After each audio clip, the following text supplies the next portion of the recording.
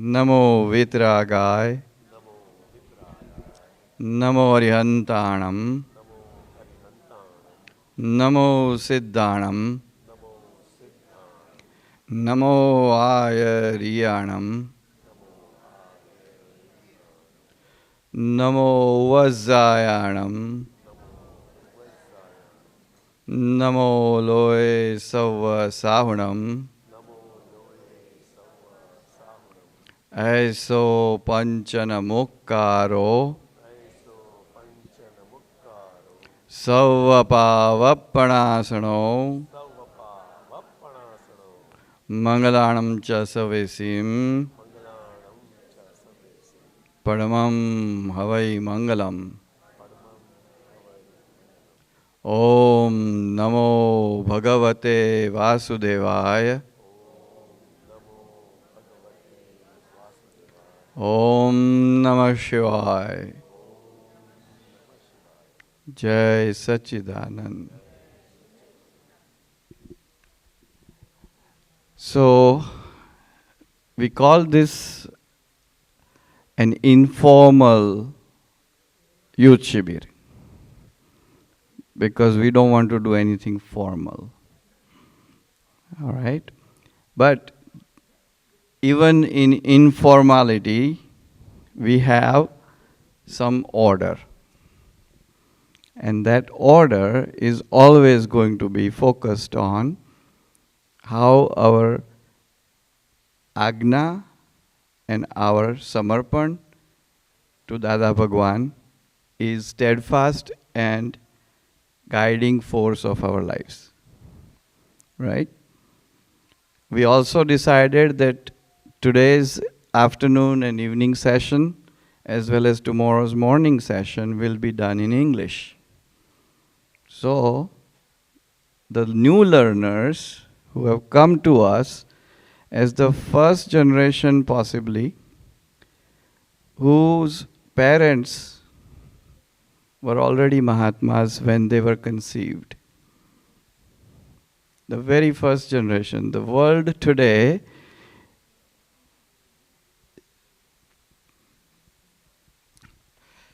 is blessed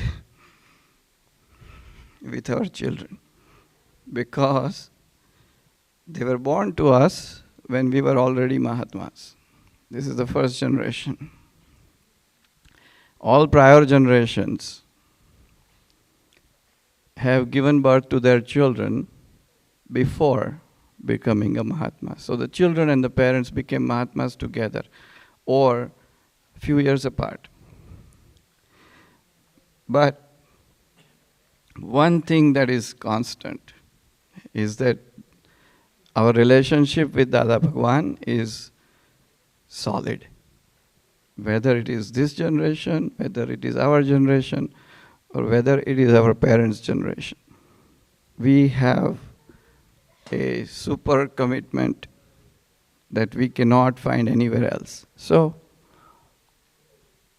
the idea came, we had some connection as we celebrated Gurupurnima last year in Sacramento, as Bhaveshbhai just mentioned. It was BAPS Swaminarayan Mandir. Just like we have the foyer set up with both Dadaji's pictures, the photo frames standing Dadaji, they also had that there. And next to that setup, as soon as you entered, just like here, that was set up, and the wall to the right, Swaminarayan Mandir has a ongoing theme under Pujya Mohan Swami's Agna. Samarpan is their organizational theme. So, many Swaminarayan Mandirs, you would see Samarpan written across the whole nation, across all the world. So, Sajik, we were there just taking pictures, and Bhaveshbhai had said that next year Gurupurnima, meaning 2026, should be done in the theme of Samarpan. And through all these arrangements, when we made this temple to be a choice of our venue. We went through so many other options in this area, and finally ended up settling a mandir that is named Samarpan Temple. So we find this not just a coincidence, and yet it is a coincidence. But even Rajesh Bhai, the head here, who is in charge of this facility, he was explained this and he said, this is by far, I'm convinced that this is an anubhav. He was saying that we have so many divine anubhavs, experiences in this place by so many people, and this is one of the good ones also in that whole series, that this is how our mandir was chosen. So Samarpan is actually one of the tripartite theme of this Gurupurnima, is our first theme.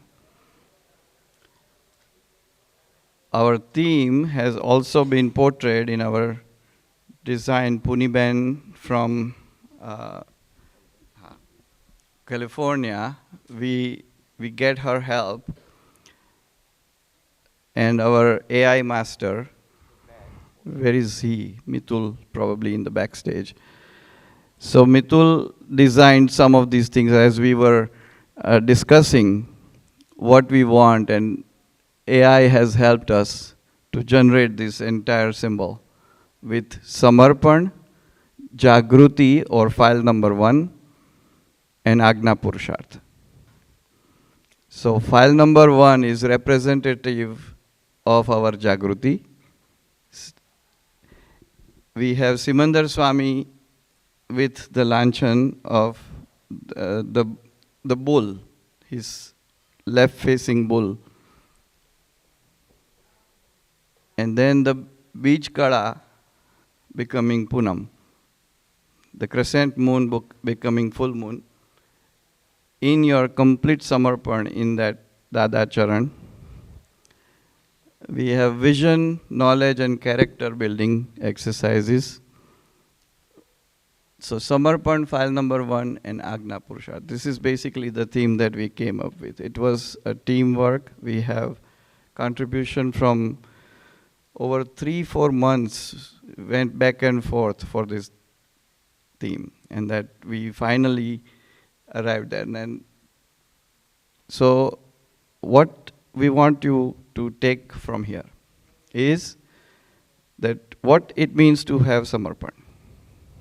Second thing, what is file number 1 and what does it do? The third one is Agna Purusharth, how does it apply? So we're going to make this really an interactive question and answer to what, there is no wrong answer, there is no right answer. Everything we are actually undergoing is live experience. We are experiencing each other in this moment, in this presence. And we are observing ourselves also as we experience ourselves. Fair? Right? So Samarpan is the first thing that we do at Gnani Purush Charan. And so, at the Gnan Prapti, Samarpan is in general meaning surrendering. What do you surrender? What you have is all you can surrender. Yeah? So that's the concept here. Whatever you have is all you can surrender. You cannot surrender something that you don't have. Does it make sense to surrender something that you don't possess or you don't have? Right? So far so good? Yeah. So what do you have that you can surrender?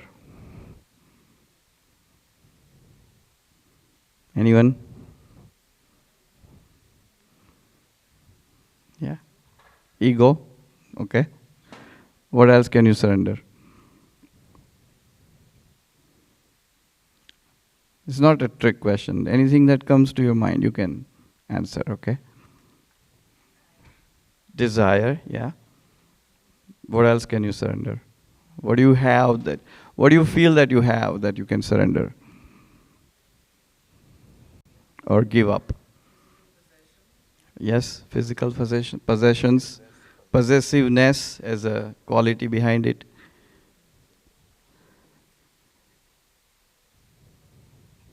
Rishabh?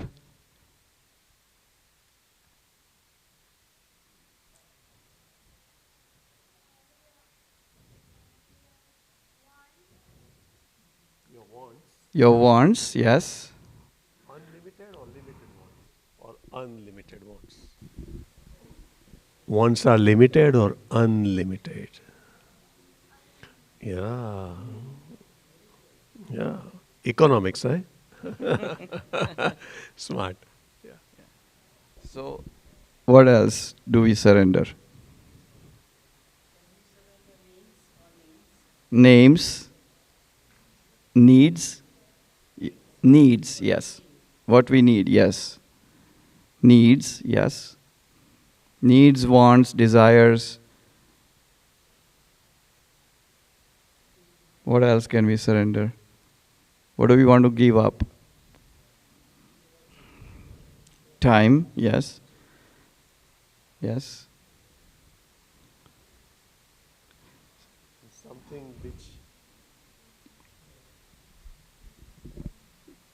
Something which belonged to you. You believed that it belonged to you, but actually it wasn't you or wasn't part of you. What was it? You believed it belongs to you. Body. Yeah. Yeah, your body. So when you say your body, so if you want to put in one word, how we live in the body, which word will you use? Yeah, name. Yeah, name. So how do you live your name? How do you? I am. I am. I-ness. હું પણું કે ને હું પણું. Right? That's how we live our name. Yeah. How do you live your name? I am Purush. In Gujarati we call it હું પણું. The way we want to live our I is called I-ness. I hyphenness. I-ness. Right? And so that's one word we got right. The second one we're still looking for it. And Sunam, yeah, my. So how do we, Uma Ben?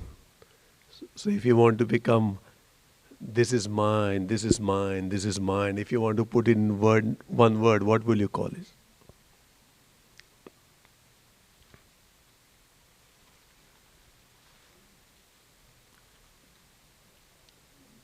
I just say ness. What will you? What do you? Myness. Myness. Who said that? Yeah, look at this. Look at this. Look at this young Karigar. He says myness. Myness. Yeah. So I-ness and myness, right? Which you believed that it belonged to you.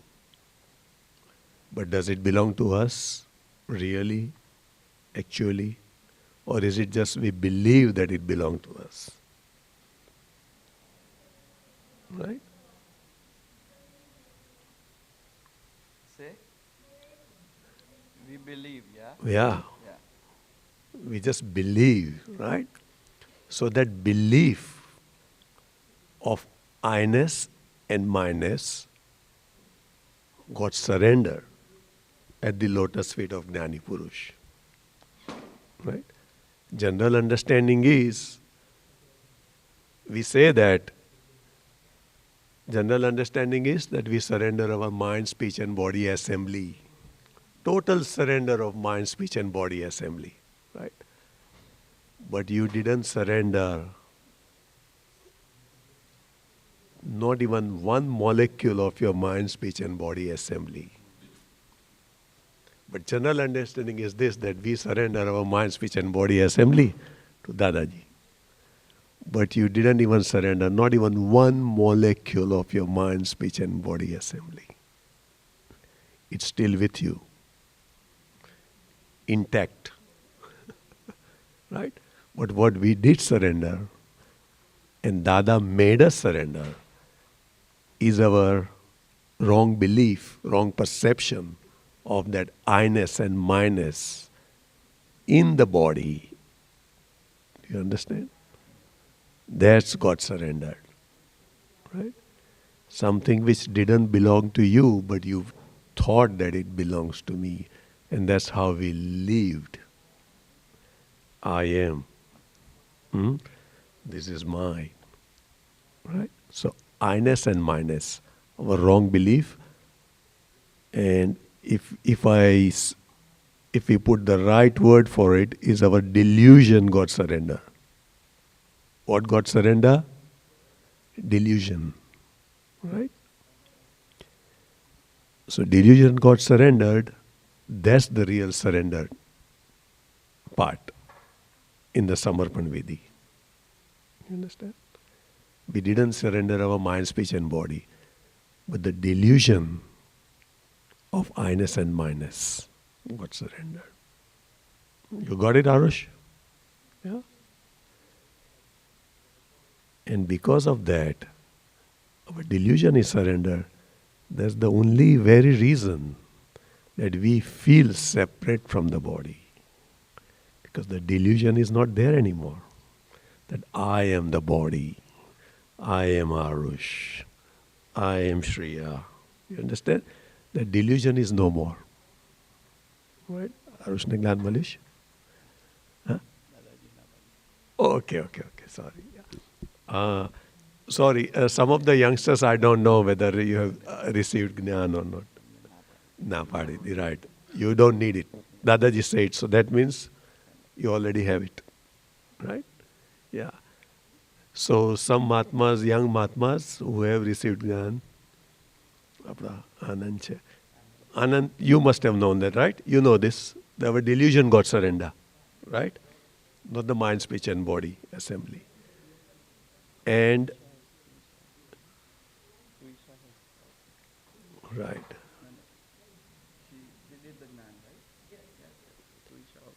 Okay. Tuisha.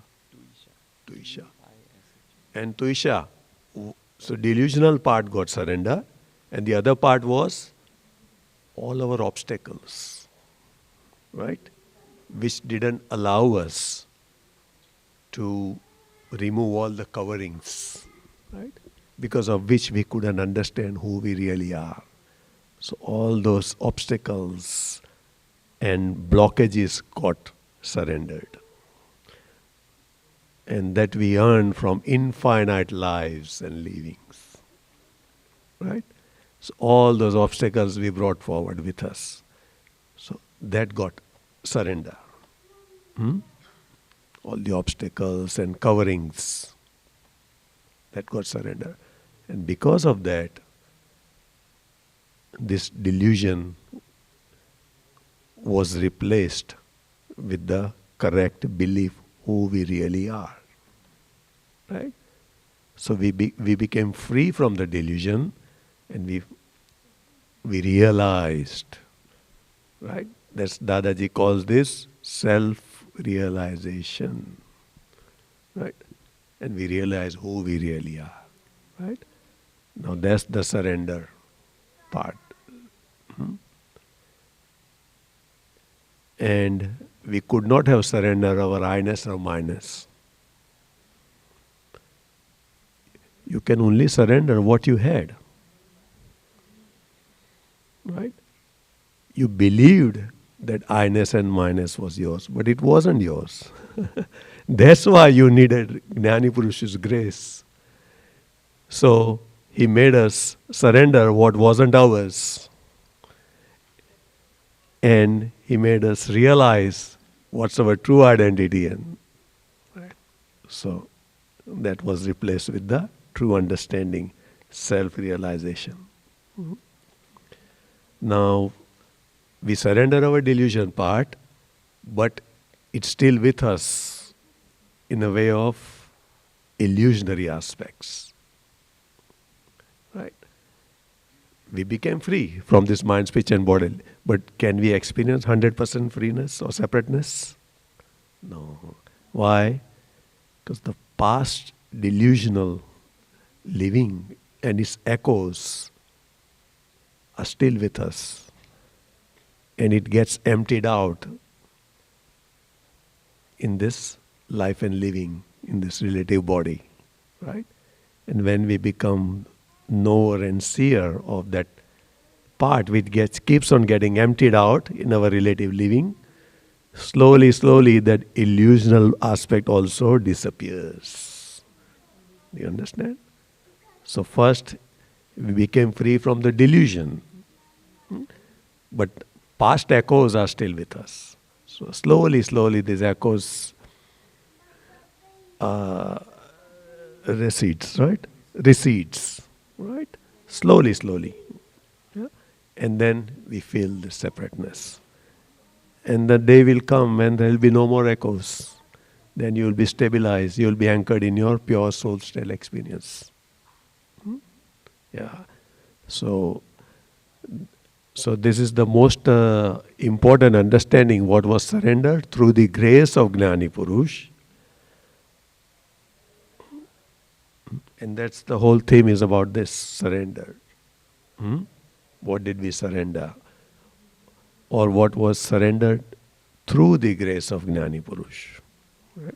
Yeah. Because you only give what you have, right? You can't give something you don't have. Right? Yeah. Pranavbhai will make you understand. So, in the surrendering to Gnani Purush, okay. So first of all, Gnani Purush is a state, is not a presence that you see. It is the, if you want to really use the reference of presence, you can say that in the existence of a higher realized soul in a human body, the presence is called Gnani Purush. So, presence within the existence. Existence is what? What you can see physically. Something exists means you can actually perceive it as having a shape, having a form, having physical presence. In that sense, you have to use the adjective physical presence. So within the physical presence, there is this divine presence, the qualities of divine. And that presence is the Gnani Purush state. So Dada ji explained this when he was describing Dada Bhagwan as Gnani Purush, that he used to call him master. This is our master. He would point, Dada Bhagwan's framed picture would be behind him, and he would just do that. Because this is our master. Master as in not a controller. He then went on to explain what master means. Master, and then he would do this. A key, master key, that opens everything. The entire world and its meanings, they got opened out because of his grace, is what he was trying to say. So master in the sense of, by application of whose Gnan, whose way of life, whose understanding, whose grace, whose blessings. So this is for youngsters. Can you imagine someone who can do things that you normally don't see happening. And yet you feel that, yeah, he can do that. Does that happen to you? Like someone who just comes along, you see and say, okay, that person is somewhat different. Something strikes you very appealing, very different. And that is the experience of Gnani Purush, is grace.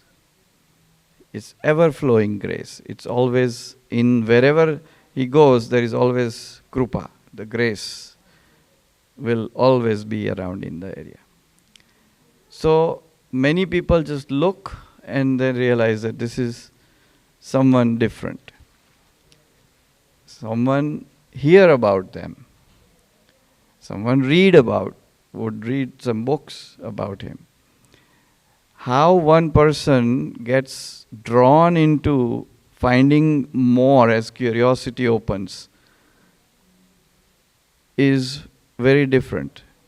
Different perceptions, different ideas, different circumstances would draw you to getting that out and say, my seeking, my curiosity. Ultimately, that results in the Samarpan. Everyone has curiosity of some kind. So the starting point of Samarpan is curiosity. That is what it grows. It's a bij before even the real bij that he implants in you. This is just worldly aspirations that you seek. Seeking is part of knowledge. You cannot have knowledge unless you seek. Yeah? So, simple approach to understand things. Sometimes we get questions, we get curiosity, sometimes we wonder and make projections. All of these things lead you to approach Gnani Purush and seek knowledge. And in that, there is a sequence. Whoever has actually taken Gnan, we understand that what you get in that moment when you are in front of Gnani Purush at the Gnan Vidhi. So, man, vachan, kaya, mara tatha mara namni maya, that's the fourth one. Bhav karma, dravya karma, and no karma, that's total 7. So, man is mind, vachan is speech, kaya is body. Then Mara tatha Mara namni sarva maya, that is one conglomerate. It encompasses everything that you can call mine, including your name. So Mara, that means mine, tatha Mara namni sarva maya, anything related to my name, any attached identities and projections and proclamations and whatever you want to call it, the name, as you exist as your name, as you introduce your name as your existence.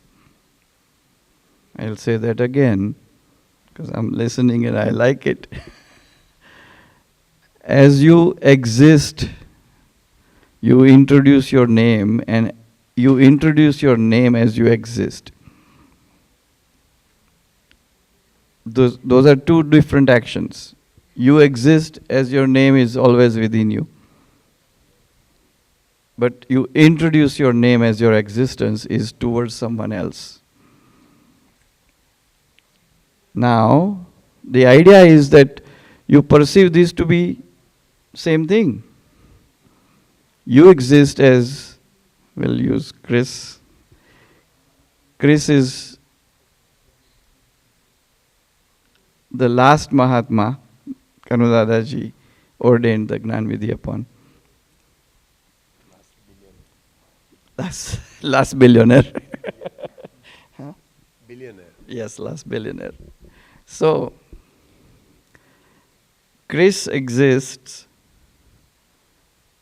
and introduces himself as Chris to the world, how does that happen? How do you introduce yourself as Chris? Does that make any sense? Is it something that you chose? No. It was chosen for you.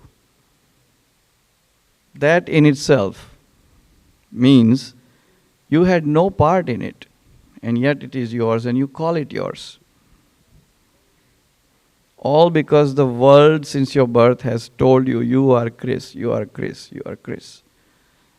It is somebody else's belief that you borrow as your own and then start believing it as if it is your belief. Very lucrative business, isn't it? Borrow from someone else and call it yours.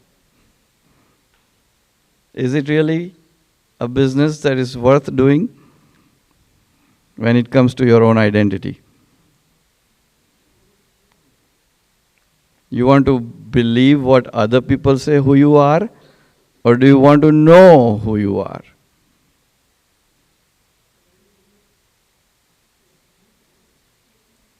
We didn't choose our names. It was given to us by somebody else's belief, hopefully a good one. Yes? So when we name our kids, where do we extract that idea that I want to name my kid this? Why? How do we do that? Traditionally, in the Indian culture, it is supposed to be father's sister who does it.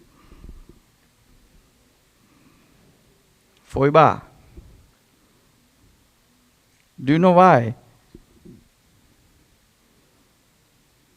A sister who has left that home, married away into another family, has a right to name the kids of her brother. What is that? How is that possible?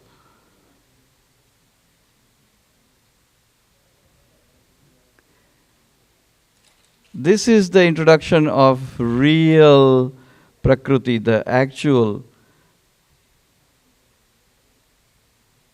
layers and stacks of our beliefs, the give and take relationships that we all have. The sister-in-law, the would-be mother of the future child, has to treat the sister of her husband very well, otherwise she will name the child something horrible.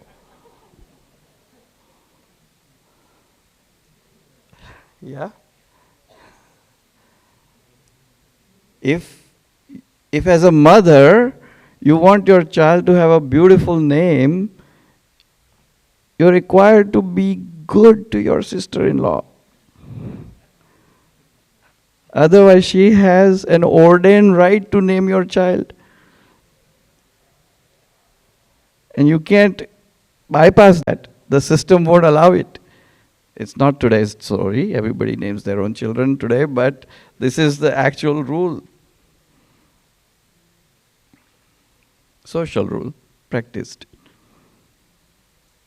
But this is just no light matter, okay? But the idea about name is so that, here's the Dadaji's understanding on this. Pranavbhai had a dialogue with Ram, you were there the last birthday when you took me to his room. So, the book that got published that day about him, I had written the preface of it. And then something in the experience just came. The name is given so that someone can assign blame to it.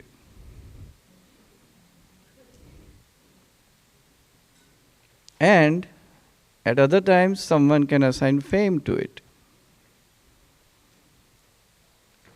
And it's a game of assigning blames and the fames. That is why we have the name. If you don't have a name, can anyone assign a blame on you?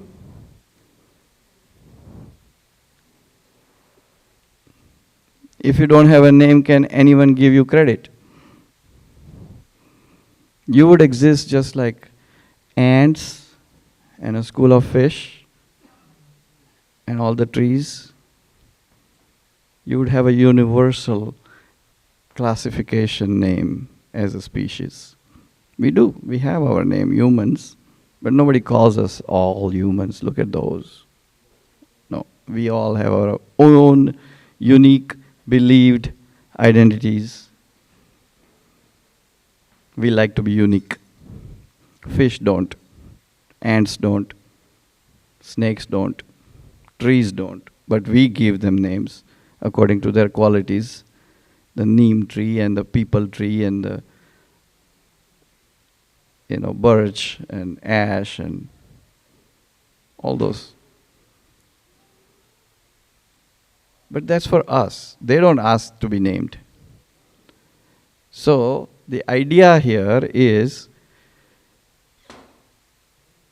because we receive name and we believe that it is us, it makes sense to actually really deeply think and then say, oh my God, how innocently I got victimized. True statement, everybody can feel that. Avani? Imagine a moment you were not given a name Avani. How beautiful the life would have been.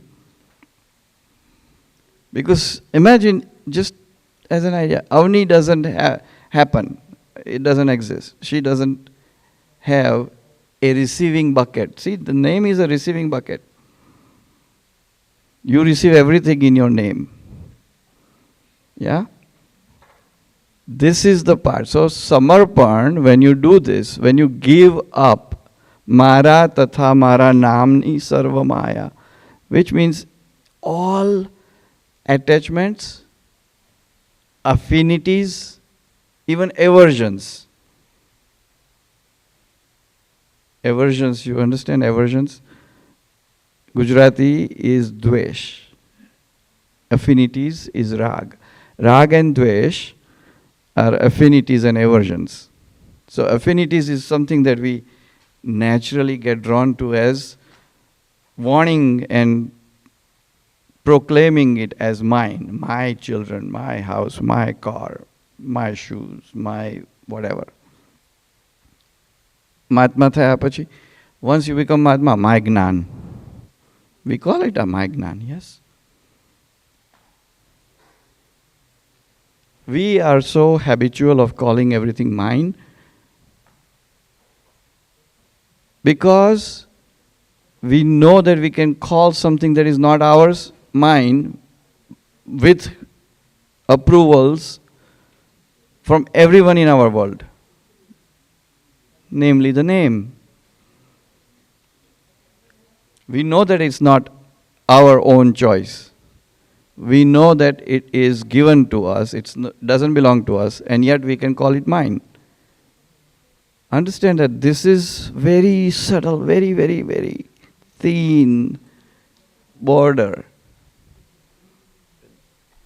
And Dadaji said it in one sentence, right?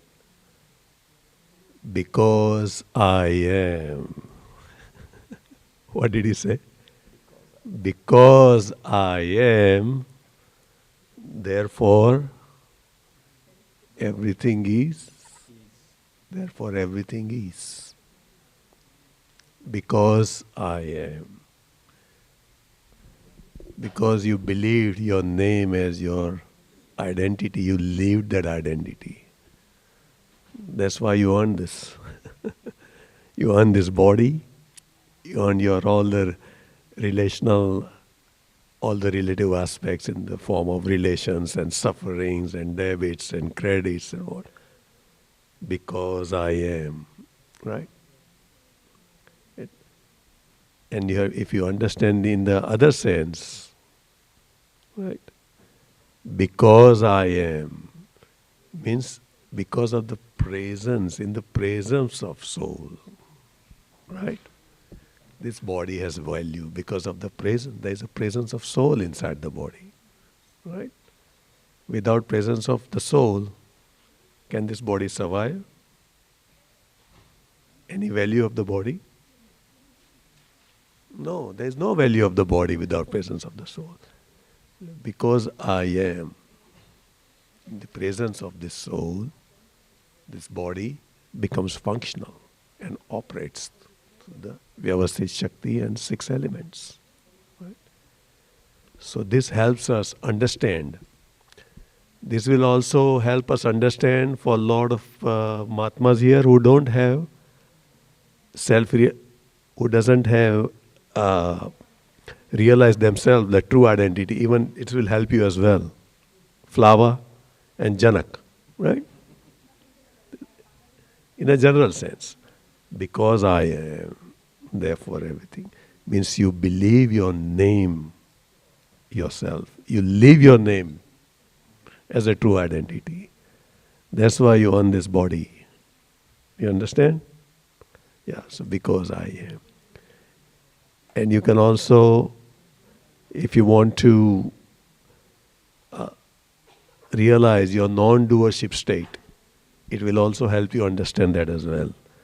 And because I am, therefore everything is. Because of the presence of the soul, this body becomes functional. Otherwise, body has got no power. Do you understand? Independent power. It doesn't have any independent power.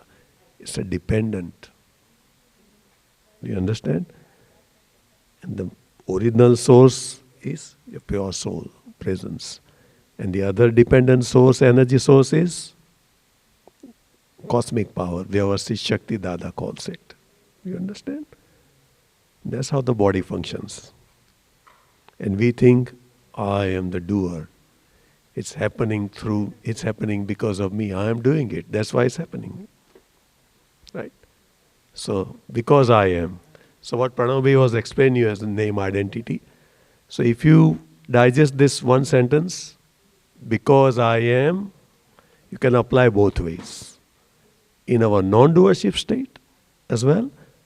Of course, you won't be 100%, you won't be able to remain 100% non-doer, but at least you will understand your non-doership state. Slowly, you will experience it as well. You understand? And the other side of the coin is, you will understand the value of this body. There is value of this body because of there is a presence of soul within ourselves. You understand? So it helps us. Right? So because I am. Yes. Yeah. Come.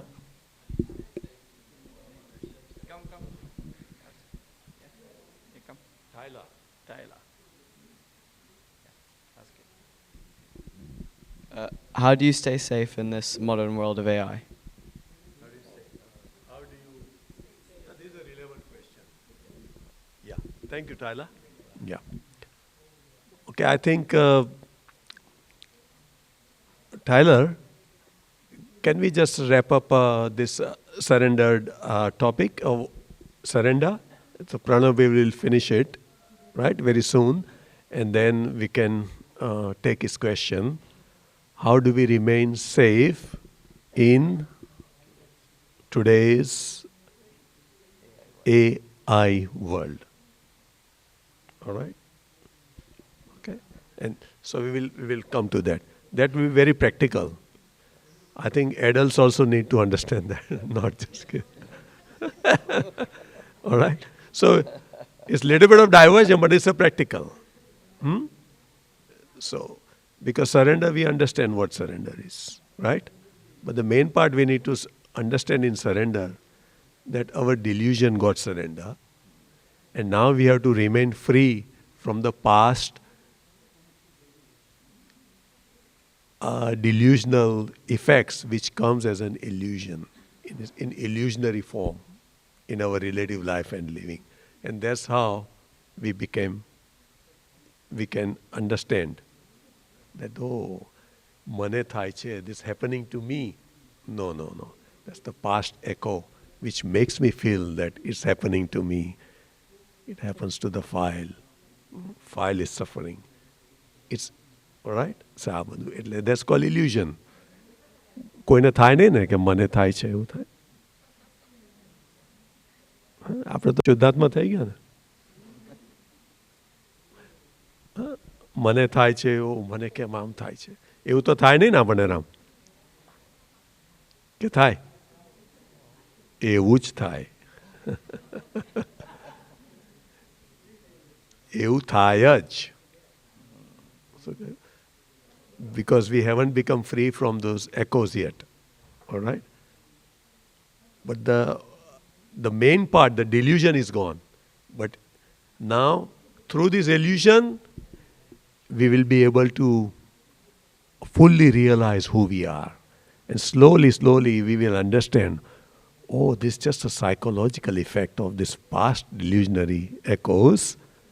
Actually, I'm knower and seer of all the happenings. You understand? Yeah. So it's beneficial for us. But when we say, mane thai che, oh, mane asu thai gyu. Mane lage che. See? The word itself tells you that illusionary. આપણે શું કહીએ છીએ? મને લાગે છે કે આવું છે. The lage che, when we say that, itself says that illusionary. Do you understand? But we don't understand that. And આપણને એની અસર થઈ જાય છે, psychological effect થઈ જાય છે. Because of that words, because of those words, right? મને. Yeah. But file ને થાય તો એવું બોલીએ તો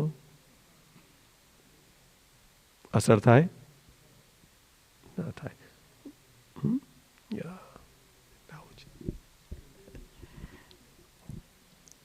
So,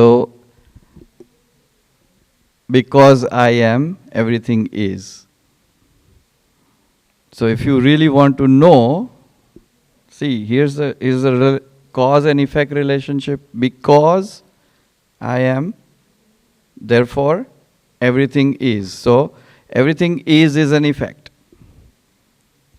And the cause is I am. If you want to become who I am, you want to know who I am, if you get separated from the effect, you would remain your own cause. Simple, yes? Any doubts in this? Flower, do you understand that? Flower? Florin. No, Yeah? not Florian. His name is Flower now. Flower, okay. See here, flower. All right, so because I am, everything is. So if everything is not, I am not, how can it be? So is there a possibility of everything is not? Yeah. When you are not. And how can you? What do you call that when you are not? Death. So as long as you are alive, everything is still there, right? Now, what does it mean to be alive?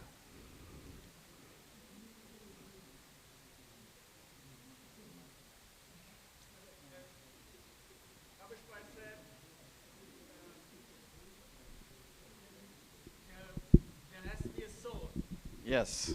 So as long as you have the soul,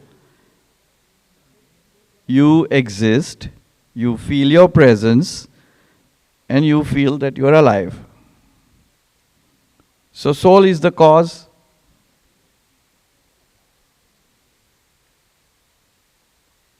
Without soul, you cannot be alive. So in order to be alive, you need a soul. So now we are reducing. See, everything else to I am, and the feeling of I am is dependent on the soul. So should you know the soul? Yes? This is simple derivative. Yeah? So, how do you know the soul? That is where the Samarpan comes. If you give up everything, what remains is a soul. So the first thing we ask, like, what can you give up? What can you surrender? If you surrender everything, what still remains is soul. Can you surrender something after death?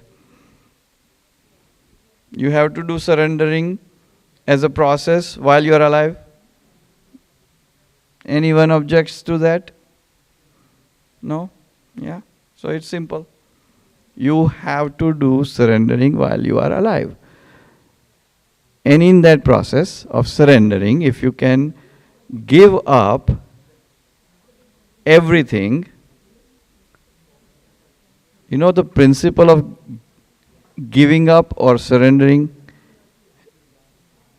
Does it make sense to take back anything that you have given up? Is it logical to even take anything back? Once you have given up something, can you in true sense legitimately take anything back? No. You know what they call it? It's called Indian giving in English. And it's a practice. When the European settlers came to America, they would have the dialogue with the natives here. And the Europeans would give some small gifts. And this innocent indigenous people here on this land would say, oh, what a gesture, they are giving me something, so I would give something that I value for myself. And they would give something back in return. Europeans, our fathers, the forefathers, settlers of this land, they felt that that is genuinely given, and they would think that in our new world, modern understanding, it's an even exchange. But the Indians would say, oh no, it was temporary. It was just for that moment. So you feel good that you receive something. It's really mine, I want to take it back. And they did that. So hence the term came, Indian giving. You give and then you take it back. Vasul karvanu. This is our Prakriti part. You give something in order to receive back. Gujarati ma is called your monetary worth and monetary value. Right? Vasuli. So you don't give something unless you expect something back. But in this one, when you give up everything, what can you accept? You have given up, we just called our name as the recipient bucket of blame and fame. But you just gave up your name. Everything means including your name. You've given up your mind, you've given up your speech, you've given up your body, you've given up your me and my name. There's 3 more that you give up in this process. All your past birth, whatever deeds you have done, in whatever life form, not just human. You feel I am, therefore everything is, in this birth, in this life, in this human presence, and its inclusions, and its allowances. These are the causes for your effective belief.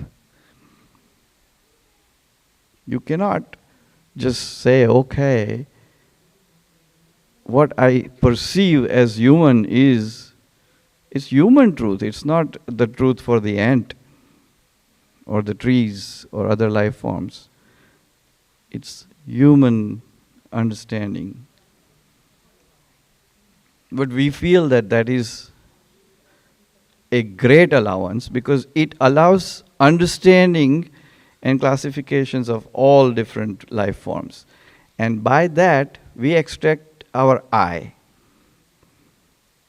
So knowing I is an extraction process. It's not proclamation. Extraction, you understand what extraction in science means? You extract the crux and the core of the elemental universality, homogeneity, and harmony. And therefore, your presence in any part of it doesn't change its meaningfulness, its effectiveness, its causal presence. So there is causal effect versus effective cause. Both are true for your elemental presence. What you have as a gold chunk, any part of that chunk is still gold. Whether it is whole or part or one atom, doesn't matter. The quality of gold is throughout harmonious, homogeneous. No matter which part you look at, from what angle you look at, whether you look at in presence of light or darkness, it doesn't lose its quality. When you don't lose your quality, you are consistently constant. So consistently is a quality of time, consistency. And constancy is also quality of time. Because we feel that the time constantly passes us into it. You don't pass time, by the way. Time passes you in it, if that makes sense. You lapse, you happen in time. Time doesn't happen to you.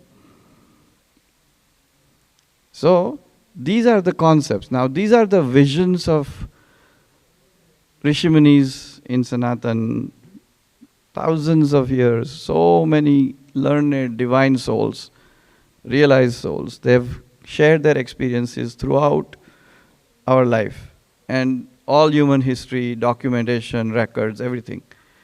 We have evolved to this, and then comes this Dada, Bhagwan, Akram, Gnani in our lifetime. We just explained Mahavir Swami's Shasan Kal in the Mandir. And in that Veer Shasan, it's called Shiromani, the Mugat. In that presence, the crux of it has come to be and to happen to us in the form, in the Swarup, in the presence of Dada Bhagwan. It's 21,000 years. Out of that, 2,500 years, 2,600 years almost have passed. And then remaining part is the only opportunity. These 21 years after Mahavir Swami are the 21,000 years are the only time when this can happen. What has this Gnan can happen. After that, there is a steady darkness, the era and the eon of darkness. Dharma cannot be.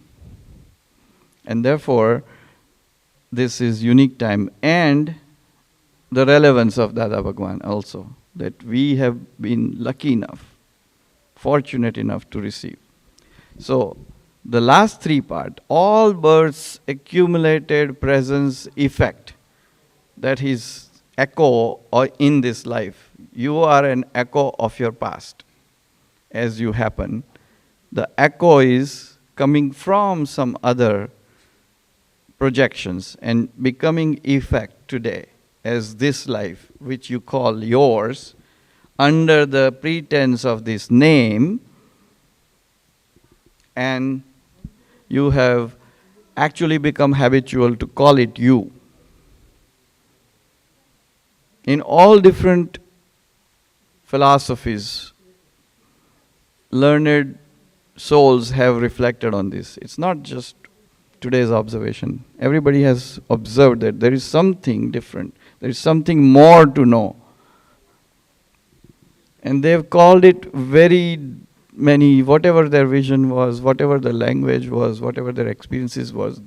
The experiences caused the expressions, and expressions became words, and they got descriptions, and they have been in our dictionaries, and we have learned them, its meanings, and assigned the meanings to enhance our understanding. These are all simple mental and psychological processes. Once you are there, the three parts that Dada Bhagwan identified is Dravya Karma, which is all karmas, all the interactions and effects related to your matter, this matter. All bhav karma. Bhav means desires. We got, what can you surrender? Somebody said desires, somebody said needs, some wants. All of those things, bhav karma. The one is like accused.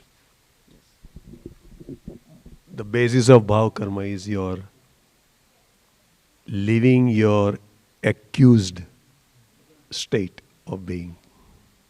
Accused means to live what you are not. Understand? I am the name bearer. So that accused part results is the basis of the bhav karma. Because you think you are the doer. Because of wrong belief, you become the doer. You think and you become the doer. Right? Actually, can anyone do anything? Flower?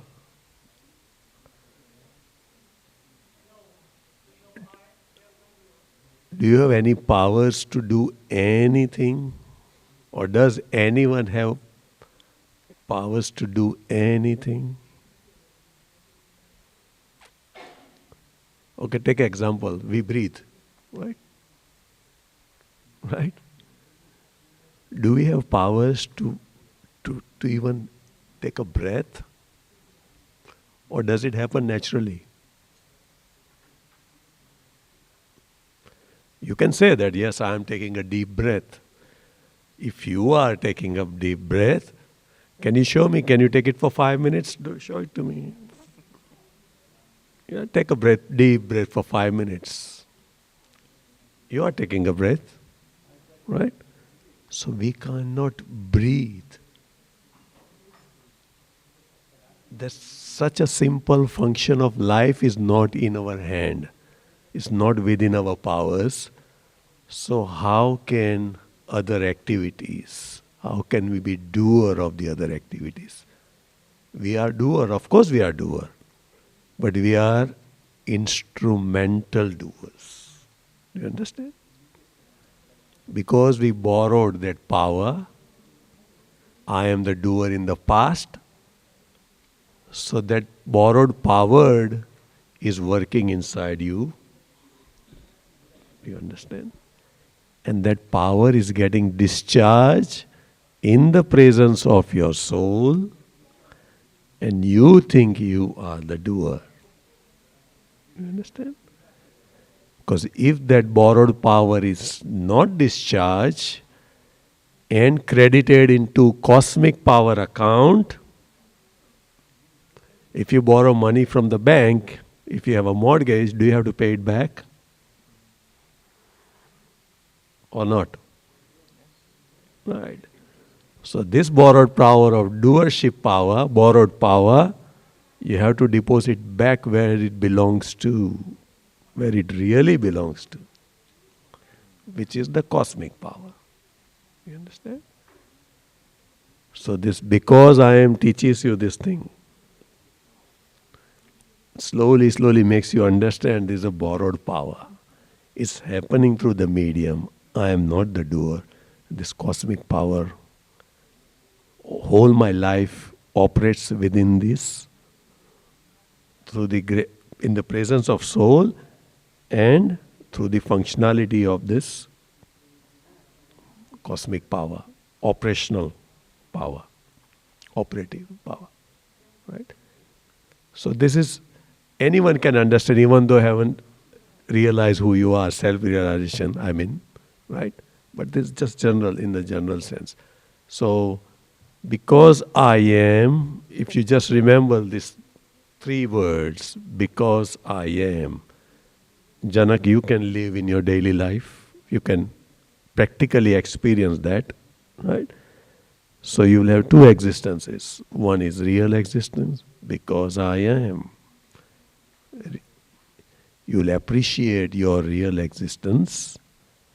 And because of this appreciation, one day you will be able to experience your real existence. Right? So that's one side.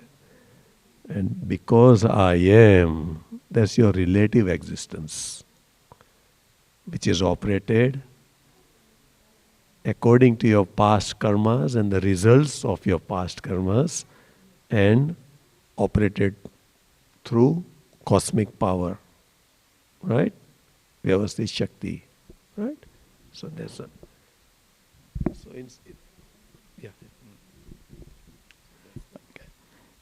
So we basically have this bhav karma now. So matter and this bhav karma, the desire, what he explained.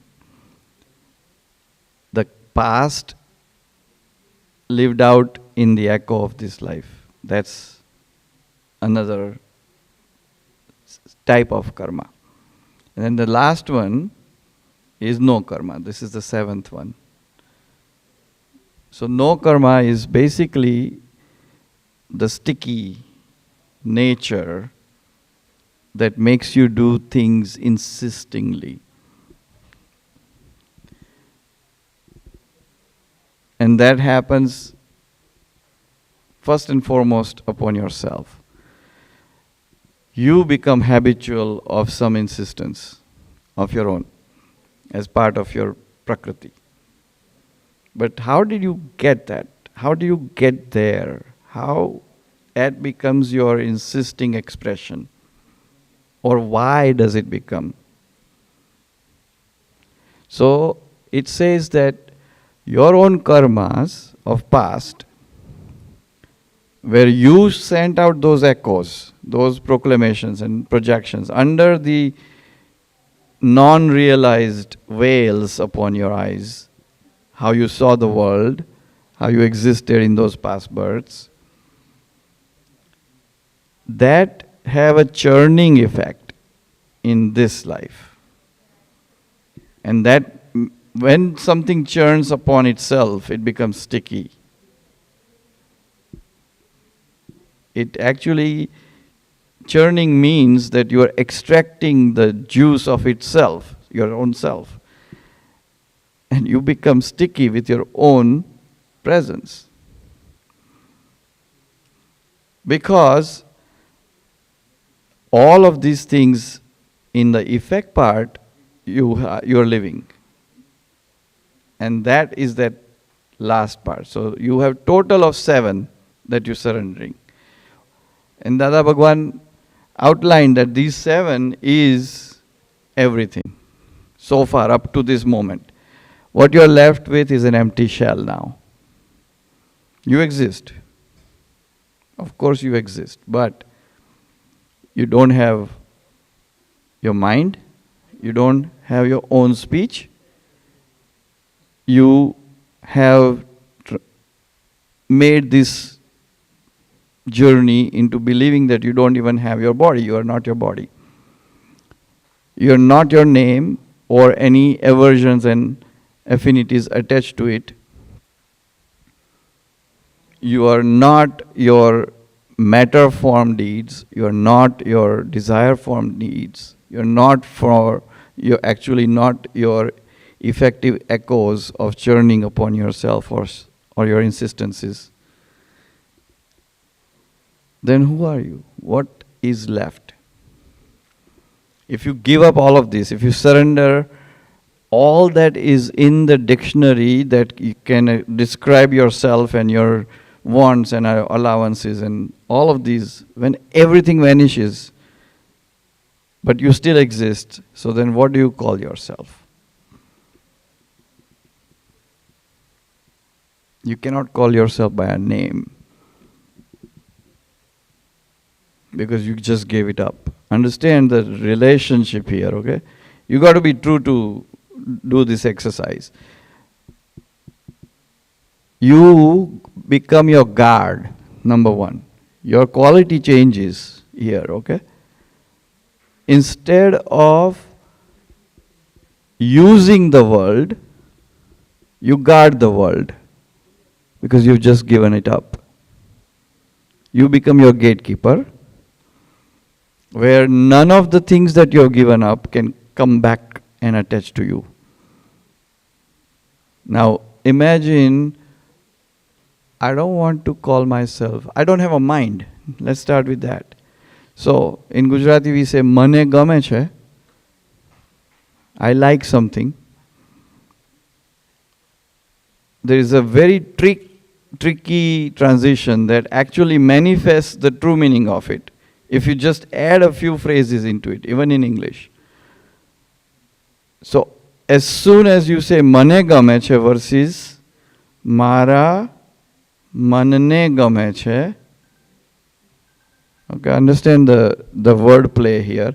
Mane meaning really me, right? Mane is like so me-ness, me. But my mind likes it versus I like it. What has just happened is, as soon as you go from I like it versus my mind likes it, you have become separated from your mind just by setting this. This is just a little flip switch. Because I and my are always separate. In order to call something mine, you have to be separate from it. Then you can observe it, okay, that backpack is mine. Of course, I am not backpack. It is separate from me, and therefore I can say, oh, that is my backpack. So, I is the observer and my is the possession. Possession is what is observed, and that is the separation. So, just with this one example, we'll not take too much time on it, but I and my. So, my mind likes it, allows you to say, I am separate from my mind, because otherwise I cannot call it my mind. I am definitely not my mind, because it's a given up thing. This is the principle. Now, as you extract yourself with all these seven like this, what you remain, Dada Bhagwan called it, for those who have separated in the self-realization, Dada Bhagwan called it file number 1. What remains is file number 1. It is the interim state for the full self-realization. So after you've given up all these 7 things, the mind and the speech and the body and my name and its aversions and affinity, and then you have given up these matter deeds and desires related and this stickiness, you are left with nothing. And that nothing is still something because you still exist. And that state, Dada Bhagwan said, okay, your name identity is replaced, so I have to give you something in return. I call you file number 1. He explains it the next day after Gnan Vidhi. The very next day he says, if you're married, it gets you up. 2 people, and says, okay, who are you? And you naturally say, I'm Shuddhatma, right? Because that was the experiment the day before. And he corrects you, that no, you're not Shuddhatma, world will kill you if you do that. They'll chew you apart. You have to be yourself first. But because you have done this separation exercise, right? We'll call you file number 1 and then ask, who is this? Okay, that's my wife. Or in Gujarati he says Patni, and he corrects you in Gujarati, no, Dharma Patni is my wife by divine order. And then the wife ne puche, he'll ask to the wife, who is this? And she's going to say Pati, meaning husband, or no, Pati Dev. Right? He'll correct and says, the divinity form of the husband. But we'll call you file number 1, and who is this? This is your file number 2. He introduces it in terminology of file. What he has done in there, and this is just our effort, our humble effort to understand what he means. As collectively we have shared with Mahatmas, our seniors, the blessings that have been given to us, our youngsters who guide us. We have 4th generation now to make sure that we understand, we get it. So,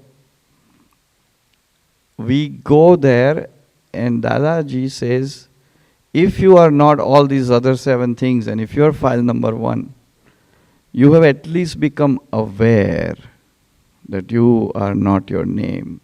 You are not its affinities and aversions, and you are not your mind, and you're not your speech, and you're not your body. This awareness, he gave this name, Jagruti. This is Jagruti.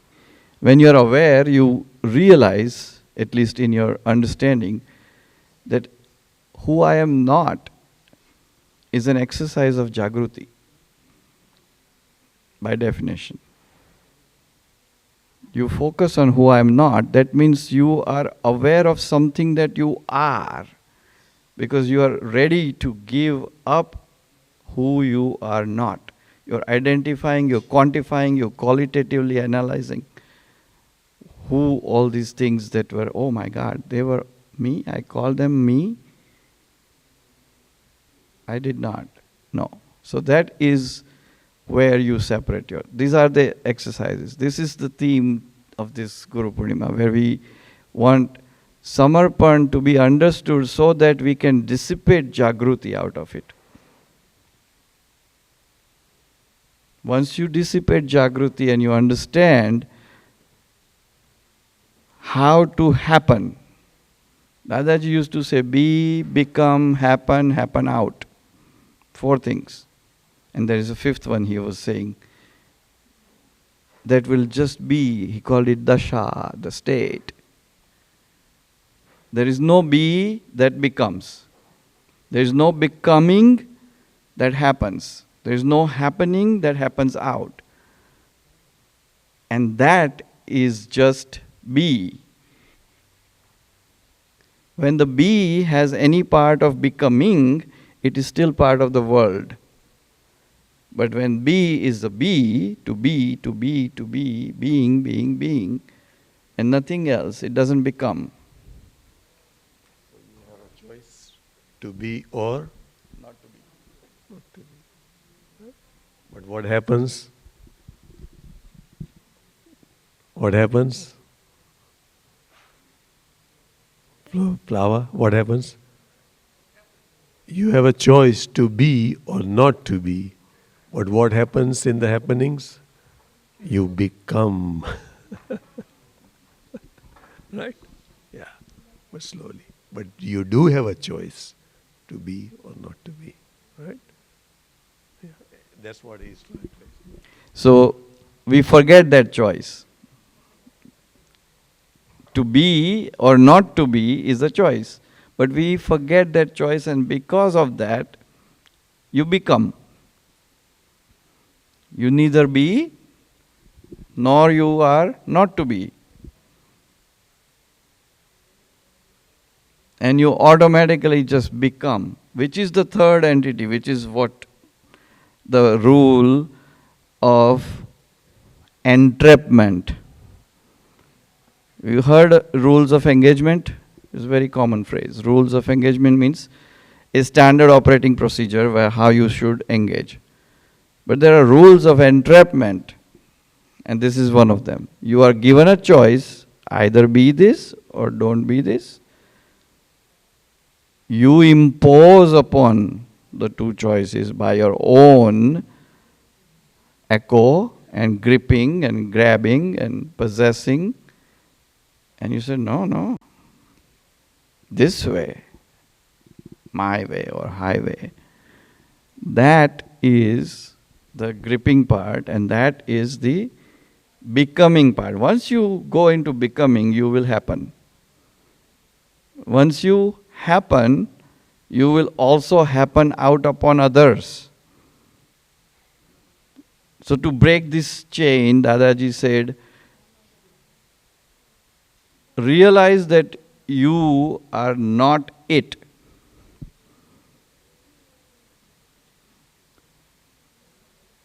Even play tag football, right? You are it. Little kids, you're it. You're it. You're not it, Dadaji says. Do that exercise.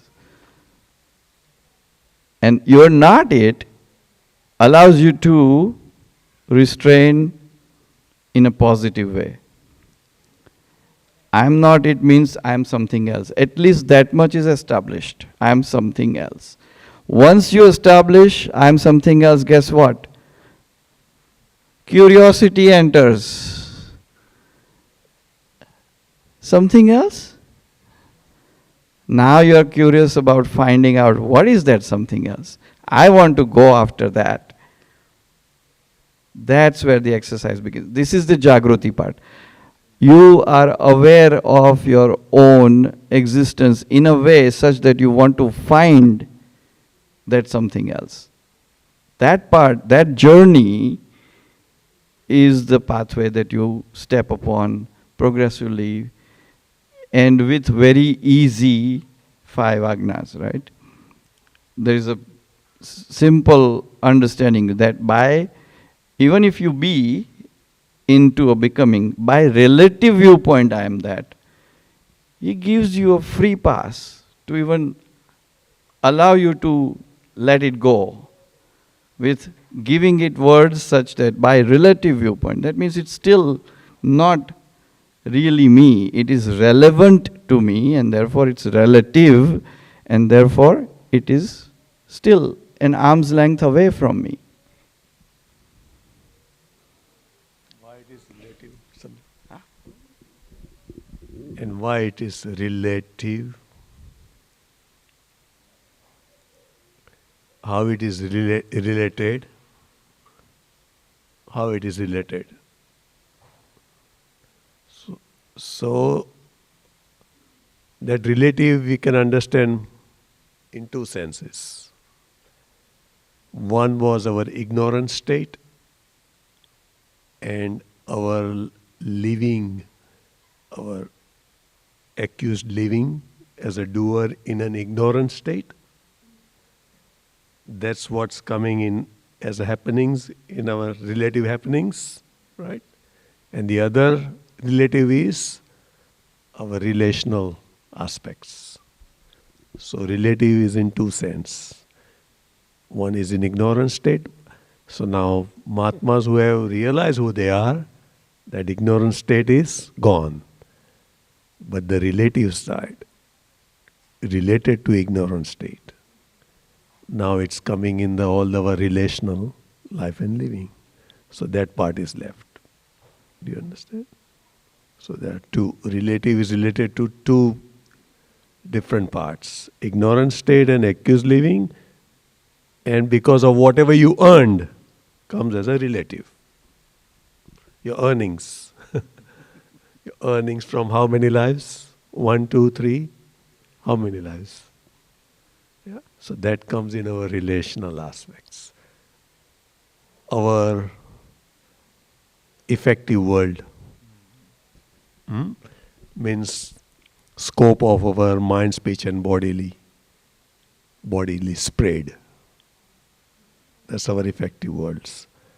And there are different our relations and those relational living and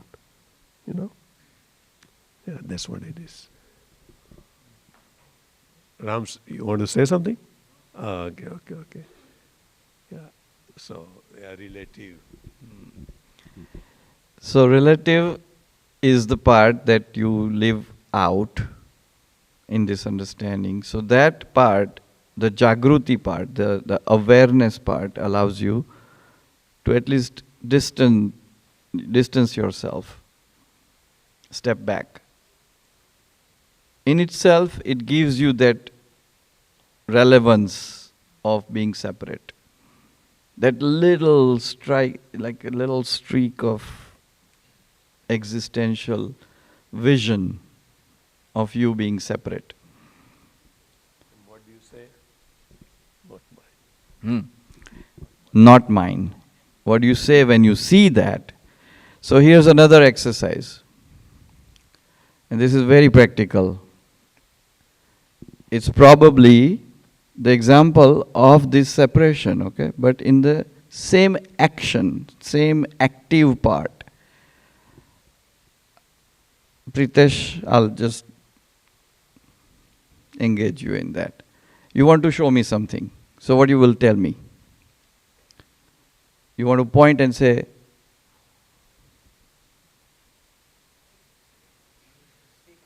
no.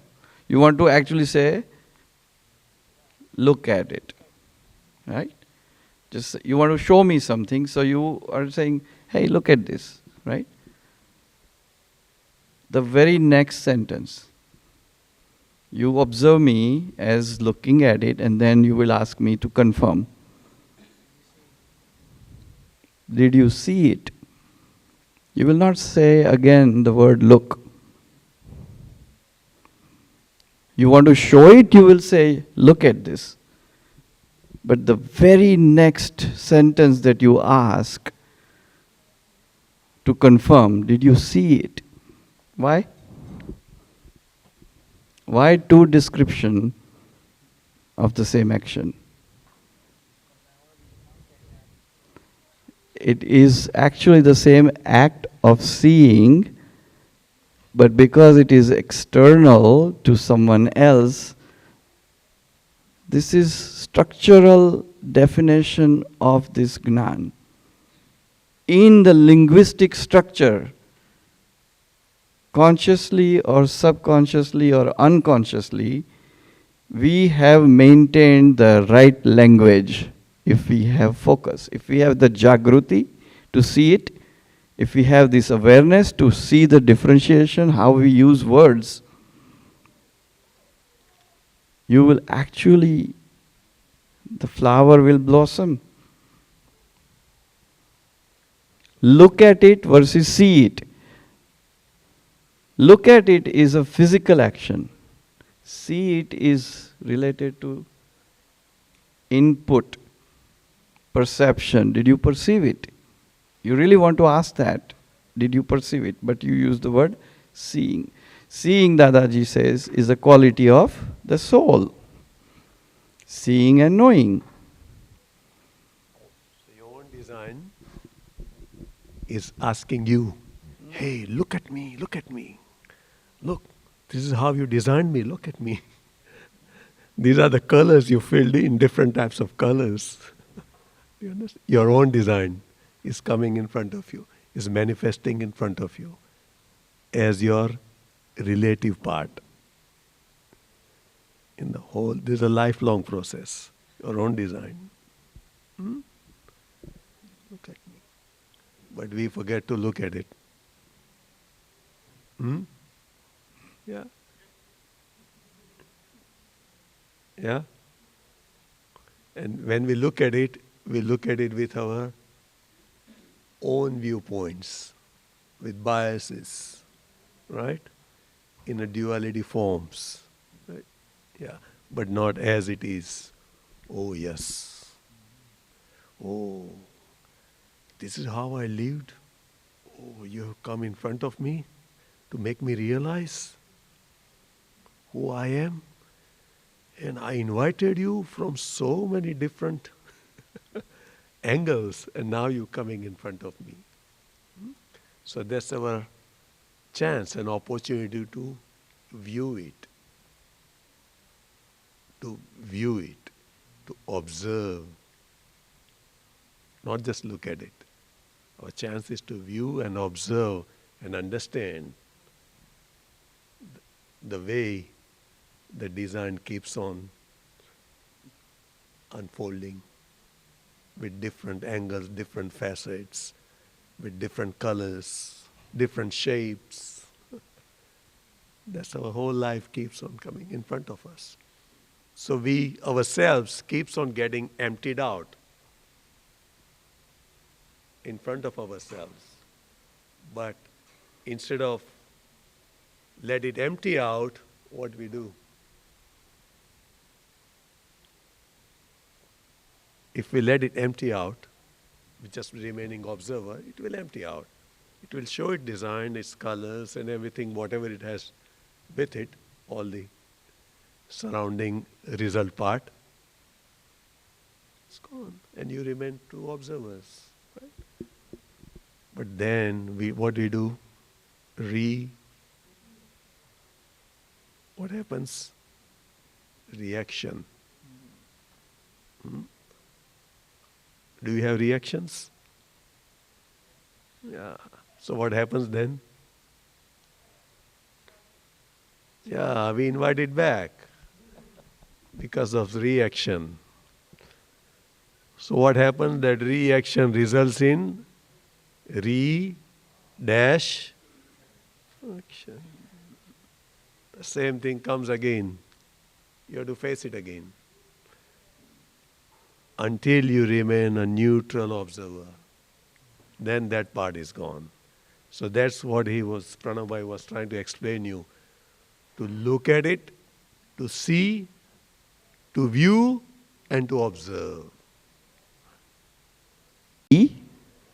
Hyphen cause, you will not be the latter part. The former versus the latter, the two T's, okay, latter. The former and latter are the two parts in this relational flow. But if you are just the be cause and you then pause, the flow will stand still, the flow will not go forward. That means you eliminate the effect of it by just being the cause. I am. Therefore, everything else will not be, because I am choosing to stop at I am.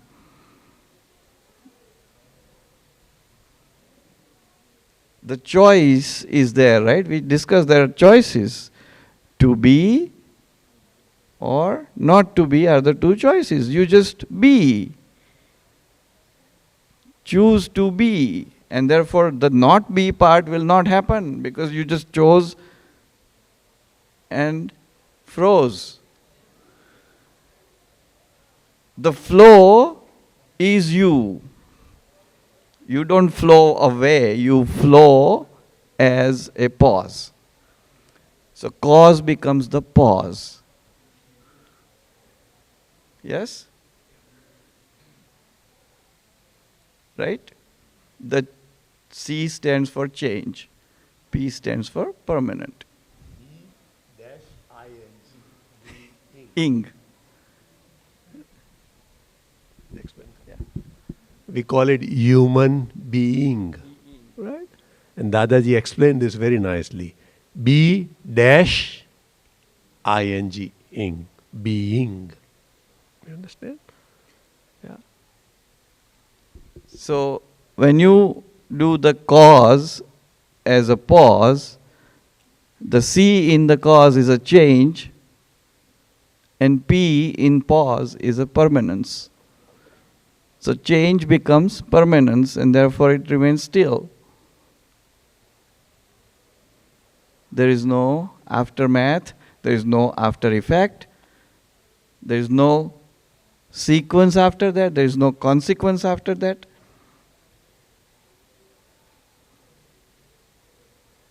This is as simple as what it sounds right now. Being can be relative or real, both ways. That part, being, when you choose to be, you can be an observer of a relative part of you. Your be, because as you be, you can see the relative part, and in that be, you can also see your real part. That is called a pause of a cause. Pause is an interim state. And that's why when Mahatmas are Mahatma Pad is a pause. state of being. State of being. Yeah? We call it, right? Why we call being? Because our B part is not 100% experience yet. You understand what we really are? So we are in the interim state of being. You understand? When we say I am Shuddhatma, have we become Shuddhatma? Or we are in the process of experiencing Shuddhatma? That's why it's called state of being. You understand? Yeah. We just say it for understanding. Actually, state of being is also used for even Tirthankar Bhagwans as well. State of being is there until you have any type of human body. State of being. You understand? And there are different, it's a hierarchy at different levels. You understand? And Mahatma Dashas, when we say Tri Mantra, state of being, yeah, that's Mahatma Dasha. Namo Loe Sava Sahunam. Then Namo Vajrayanam is the next one up. Upadhyaya Bhagwans. They can't be present in this planet, but in Mahavidya Kshetras, Upadhyaya Bhagwant. And the next one up is Namo Ayariyanam, Acharya Bhagwans. That's another higher form of state of being. You understand? And then Siddhanam. Now Siddhanam, although we call it state of being, actually they are Siddhatmas. Means they have no body. So in the body context, we do not call it a dasha. Do you understand? And in other forms, we call it in the context of the body. But in the Siddhatmas, it's a different context. You understand? Although we call it Siddha Dasha. Siddhatva rather we call it. That's the perfect. So it's an elemental level. Do you understand? Yeah. So although we understand as a state of being, but it's a beyond that thing. Siddhatva. Do you understand? Yeah. It's the most highest form of state of being. It's called Arihant Bhagwans. He is with a live body, in a live body. You understand? But his state of being is where Keval, he has got absolute knowledge, opened up like Simandar Swami, with absolute knowledge, absolute bliss. Right? And he will, through Simandar Swami's blessings, lots of Mahatmas and all those aspirants, moksha aspirants, they will get liberation just through his blessings.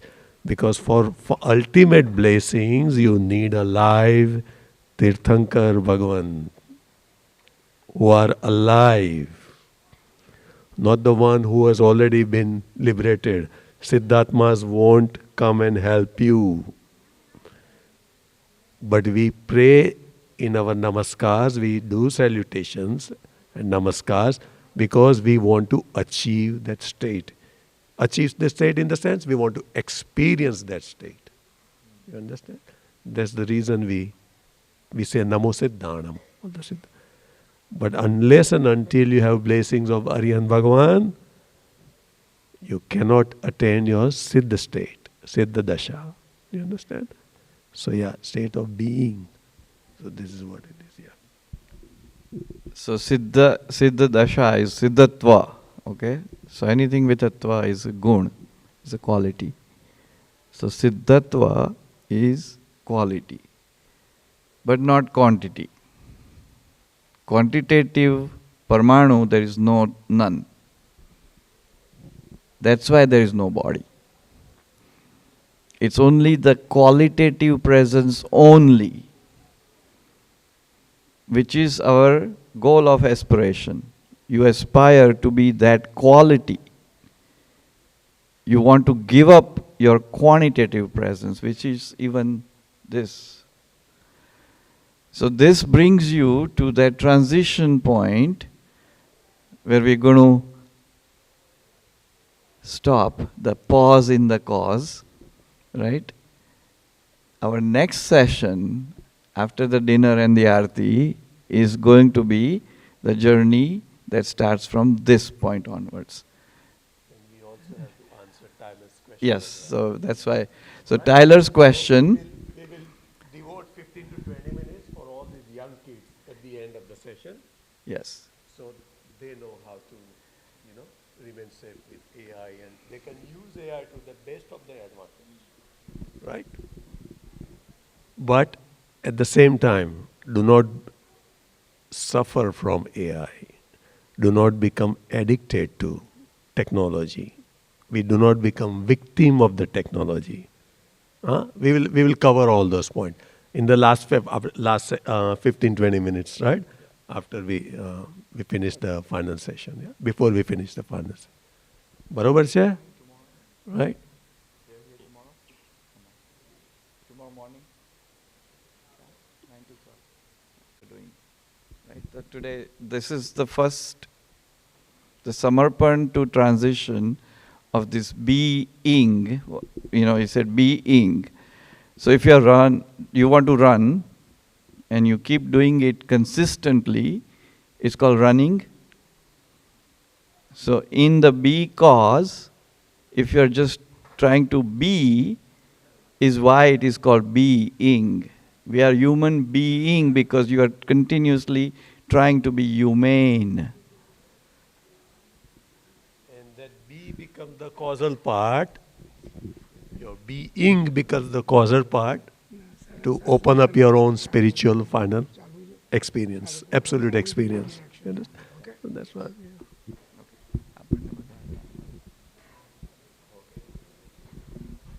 So we can take, no. All is well, yes. So we can actually do the question if you want. Okay. So far, what we have covered today. All the senior Mahatmas, come here, come close enough. Come, all of you. All the senior Mahatmas, please come forward. Yes, the young seniors. Come. Come. Sit with your elder sister there. Your leader. Arush. Arush must have gone to help. Yeah. All the junior Mahatmas, they can go back and... Yeah, that's fine. Yeah, that's fine. Best job on. Naturally better. Yeah. So some of these words that you heard, we spoke in English. So everybody understands English? Yes? You got little bit of meaning? What was being talked? Little bit, some familiar words? Yeah? So Tyler here asked the question. Everybody knows what AI is? Who knows what is AI? Who knows? Put the hand up. Yeah, okay. You know Good, AI. good. You know. Yes. Adults don't know, so don't ask them. Yes. Tyler, do you know what is AI? Yeah, put your hand up. All right. Nitya, Daksh, Who uses AI to do things? Rishabh. Yes. Yeah. Yes. What have you done anything with AI? Have you used AI? Yes? Okay. Rishabh, what do you do with AI? You ask questions? What kind of questions? The weather and stuff, yeah. How do you think the AI knows the answer to it?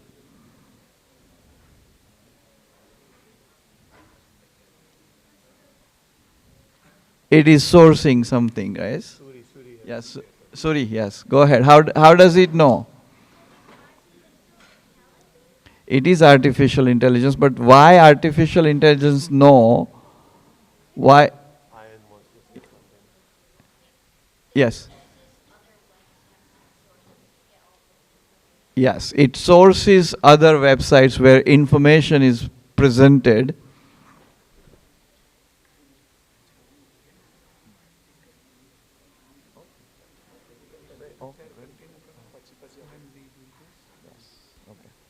Mm. Good idea. Yes. So when we do the sourcing of different websites, it presents its information, and that is what is sourced. So does AI uses information, or does it actually have information? Uses information. If you use anything, can you be it? No. So are you really intelligence, or you are a user of intelligence? There are two words, right? Intelligence, and there is something in front of it. What is it? Artificial. This is the most important word. It's not intelligence, it's called artificial intelligence. Means not a real intelligence. Artificial. Right? Do you like, when you see artificial flower and when you see a real flower, real rose, which one do you like? Real? Everyone likes real? Right? Why don't you like artificial? It looks the same. Because it is artificial. Yeah. So our willingness should be always real intelligence, not artificial intelligence. But we can always use artificial intelligence for our research purposes sometimes, right? And artificial intelligence has certain limitations. Do you agree? It can only give what's in the web. It can't go beyond that. Do you understand? What's already loaded as a data in the web, that's its limitation. Right? But the real intelligence,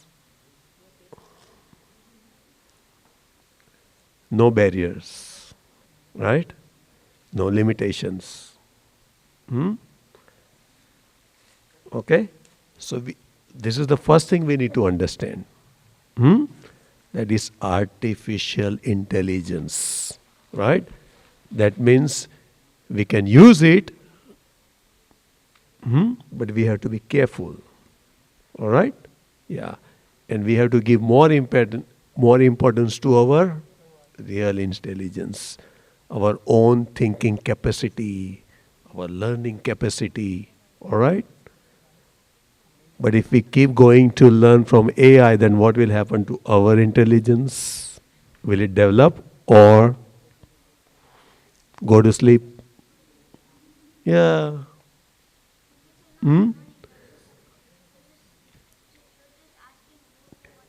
Yeah, so you're not using, yeah, our own brain. The biggest gift. Hmm? Human brain can do anything, right? Who has created this artificial intelligence? Human brain or some other thing? Human brains. They have put the information, what they knew, as a data, and what AI does is collects all the data. It searches around all the datas, right? And then collects the information from thousands and millions of sources and puts it in front of you. You understand? So real intelligence, that's what it is. Hmm? Yeah, we have to be real thinkers, right? Yeah. And first thing we need to learn is what? When we do some research on websites and all that, you get so much information which you don't even need. Does it happen sometimes? It gives you so much. Does it happen sometimes? You ask one question and you get so much information, so many answers. And each answer they will give you another 3-4 options. Or do you want this information to be presented this way or this way or this way? All right? And then when you answer that, they will say, okay, I also got another 4 options. Do you want these options? So what happens is, it keeps us occupied in that, right? So first, we need to learn what do we need. Just enough information we need, not too much. Do you use AI for your study purposes? Does it? Not yet. No? That's very good. Tyler, do you need AI for your study purposes? Yeah. So you need to understand. What grade are you? 10th grade. Right, okay. So you need to understand when to stop. First, before you ask AI a question, you need to be very clear what do you want to achieve out of your query. And you have to put a boundary as well. All right? Do you understand? And the other thing we need to know is what is right for us and what is wrong. Can we put another word? What is not right for us? Wrong, we put another word for it. What is right for us and what is not right for us. All right? So when we say what is not right for us, we'll be always looking for right things instead of differentiating. So we win both sides of the equation. We are always on the right side. You understand? So what is right for us, what is not right for us. What is good for us, what is not good for us. Do you understand? Same thing applies in our other interactions at school, right? At different classes you attend. You will have so many friends, right? But then you have to determine which company is good for us, which company is not good for us. Do you understand? When you make friends, you have to differentiate. Can you become friends with anyone? Shall we do that? No. Suri, we must understand. Okay? Before even making a friendship, you must be very careful. Yeah? Who we accompany with, who we play with, who we become friends with. Right? You have to be very careful. And that's, you need to learn that we can look after our own self-interest. Very important. Right? We don't have bias towards any culture or other races or nationality. No, not like that. But we must understand. Right? If we make a company with intelligent students, then what happens? We learn from them, right? But if we remain very playful and just seeking company of all this other students who are very playful, not focusing on their studies, what happens? Their attitude becomes, gradually it becomes our attitude, Tyler. Do you understand? Even in schools and colleges, right? So you have to be very selective. We must understand, yeah, what is right for us, what is good for us, which company is good. And what happens if you think that this is, I should not become friends with, I should keep distance, then you just keep it inside and keep distance. That's it. But we don't form an opinion about them. But we just understand in a simple boundary that I need to keep distance from here. Simple. Doesn't mean that they are bad or you view them as bad, but you need to be keeping certain distance from certain people. Do you understand? All we have to keep distance so that we remain safe and we can achieve our goals. Do you understand? That's why you need to keep a distance, but without forming an opinion. Don't form an opinion that he or she is bad. Do you understand? Just keep one word, keep distance, and you have to be strong enough to determine who deserves your company. Who deserves your company. You have to be strong enough there. All right? You can't give your company to anyone. All right? Who deserves your company? And what type of company you should, look for. Do you understand? That's very important. So what is right for us, what is not right for us. You understand? Rishabh? Yeah? Okay, that's good. Chalo. So kaise? Mira? What question?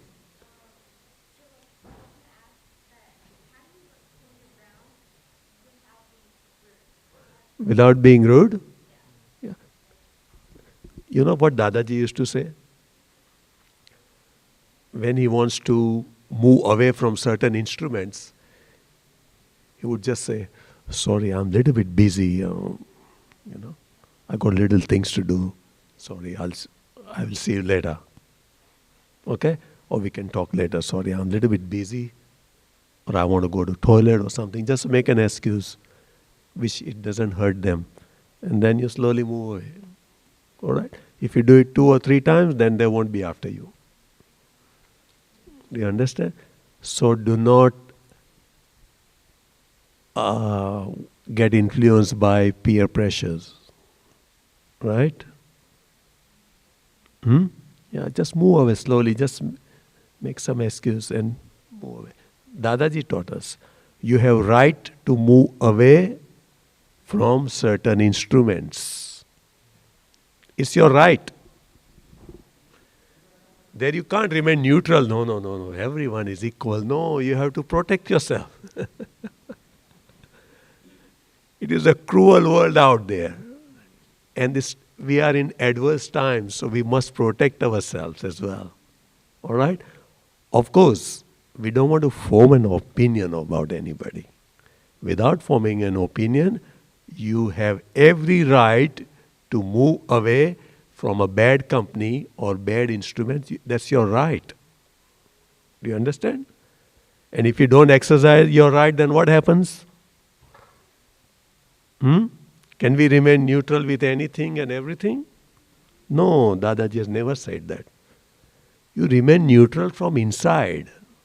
But from outside you need to protect yourself. But inside don't form an opinion. So that you do not charge any karmas. All right? Do you understand? So you have to remain neutral from inside, but not in the on your behavioral part or your social interactions part. Is that clear? Yeah, so that's what we need to understand, okay? And we don't need to keep distance. You keep physical distance, but don't create a distance here. Because if you form an opinion, he or she is like that, that means you are creating distance, right? So that's not right either. So you have to strike a balance, right? Inner balance and outer balance. You understand? Yeah.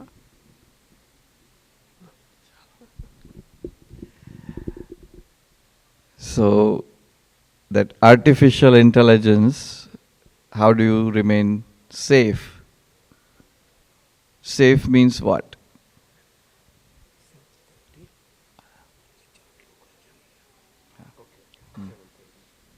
So, when you are safe, what is the meaning of safe?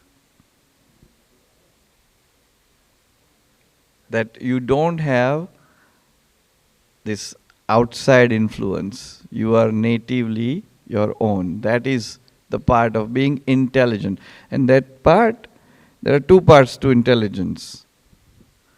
There is stationary part and there is moving part. The stationary part, there is also a word for it, which is called intellect. But when it is engaged and in a live continuum, it is intelligence. Yes? Intellect is stationary. You can apply intellect one time. It's a one-time use of the same concept. But intelligence allows you to retain its effective part as your innate and native knowledge that you can reuse, and that is the safety.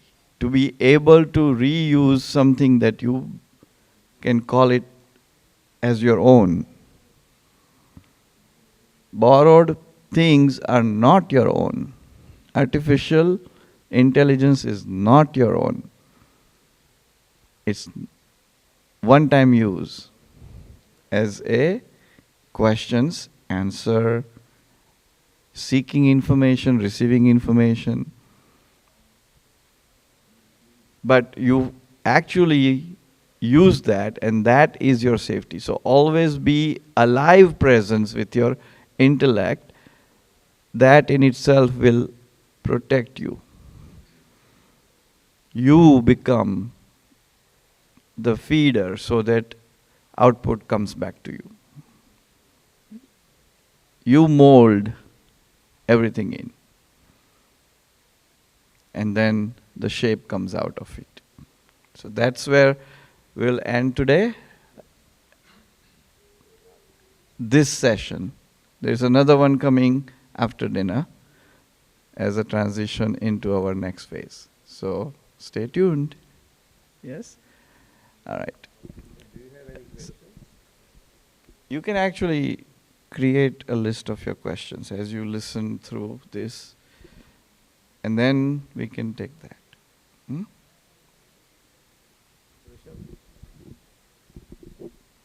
questions? So, थोड़ा बोला है ना? Come. Let's see Asim Jai Jaikar. 2 minutes. Come. Come. दादा भगवान ना असीम जय जयकार हो।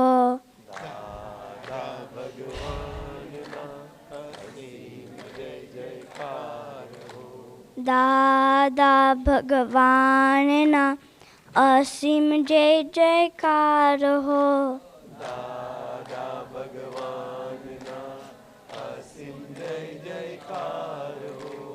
दादा भगवान ना असीम जय जयकार हो।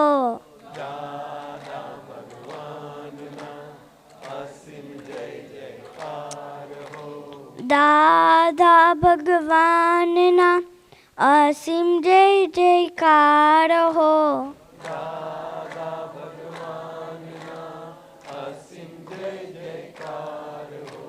दादा भगवान ना